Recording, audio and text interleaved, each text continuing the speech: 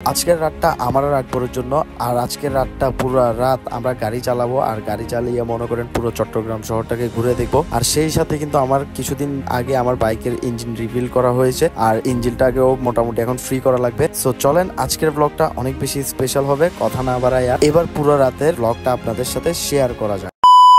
আসসালামু আলাইকুম everyone, welcome back to my Facebook page segment official. So আশা করি সবাই অনেক বেশি ভালো আছেন। আজকে পুরো রাত আমি আর আকবর মিলে পুরো চট্টগ্রাম শহরটাকে একটা রাউন্ড দিব। কারণ কেন জানেন? কারণ হচ্ছে যে আমার বাইকের কিছুদিন আগে পুরো ইঞ্জিনটা রিভিল করা হয়েছে। সো দ্যাটস ওয়াই মনে করেন আমার পুরো ইঞ্জিনটাকে আস্তে আস্তে ফ্রি করা লাগবে। একটা জিনিস আমি বুঝি না, আমি যখনই বের হইতে চাই তখনই কিন্তু বৃষ্টি শুরু হয়ে যায়। এন্ড এই কথাটা আকবরও বলতেছিল আমাকে, মানে আমি যখন বের হইতে চাই তখনই বৃষ্টি শুরু হয়। আমি যখন মনে করেন বাসায় থাকি তখন কিন্তু এক ফোঁটা বৃষ্টিও হয় না, কিন্তু বৃষ্টি যখন শুরু হয় গাইস, আমার ইঞ্জিনটা দেখতেছেন কি ফ্রেশ। কিন্তু মনে করেন যে আমার এই বৃষ্টিতে আমার এই সুন্দরীটাকে নিয়ে বের হইতে টোটালি ইচ্ছা করতেছিল না আজকে। তাও কি করব, মনে করেন সামনে যেহেতু আমাদের শো আছে, যার কারণে ইঞ্জিনটাও তাড়াতাড়ি আমার ফ্রি করা লাগবে। সো দ্যাটস ওয়াই মনে করেন আমি না পারতে রোডের কাদা অবস্থায় আমি বের হয়ে পড়ছি। বের হওয়ার পরে আমি আর আকবর এত বেশি যে কনফিউজড ছিলাম, আমরা প্রথমত কোথায় যাব, কোথায় গিয়ে এরপর শেষ করব। সো এরপর যখন বৃষ্টি যখন আবার শুরু হবে তখন আকবর বলতেছে ভাই চলেন বিচে যাই, অনেক দিন হয়েছে বিচে যাইনি আমরা। সো আমিও প্ল্যান করলাম যে আমিও লাস্ট টাইম কখন বিচে গেছি আমারও মনে নাই। সো এরপর আমরা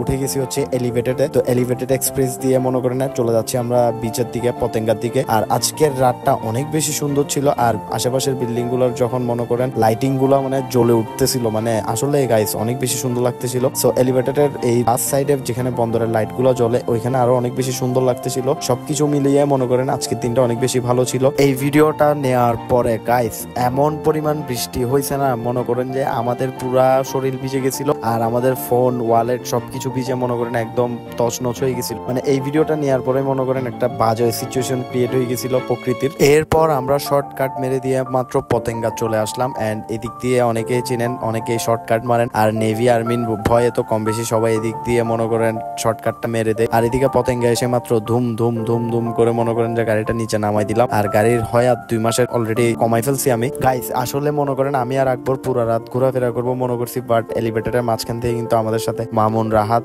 এন্ড 2-3টা ভাই ব্রাদার কিন্তু অ্যাড হয়ে গেছিল। আর এটা আমি আপনাদেরকে বলতে পারি নাই যেহেতু বৃষ্টি পড়ছিল তখন, আর শুটও তেমন নেওয়া হয় না। এরপর আমি আমার বাইকটাকে স্টার্টে দিয়ে এসে মাত্র আমরা স্ট্রিট ফুড গুলো দেখতেছিলাম, আর অনেক বেশি খিদা লাগছিল, বাট আমরা এখান থেকে কিছু খাইনি কজ আমাদের অন্যদিকে প্ল্যান ছিল। হঠাৎ করে কিন্তু বৃষ্টি যখন আবার আসে, এরা কি করছে মরার ছলে কান্নাকার ছাতি একটা এনে সুন্দর করে চুরি করে এনে আমাকে ধরাই দিছে। আর মনে করেন যে এখানে এত বড় ছাতা, এটা বাতাসে আমাকে সহ নিয়ে উড়াই নিয়ে চলে যাচ্ছিল। আর যেহেতু আমি হালকা পাতলা একটা মানুষ, এখানে মনে করেন যে এরা বলতেছিল যে ছাতাটা যে ওরা নিয়ে আসছে, মানে এটার কাহিনীটা বলতেছিল আমাকে। আমাদের এইসব করতে করতে হঠাৎ করে ফজরের আজানটা দিয়ে দেয়, এন্ড এরপর আমরাও বাসার দিকে চলে যাওয়ার জন্য রওনা দিয়ে দিলাম।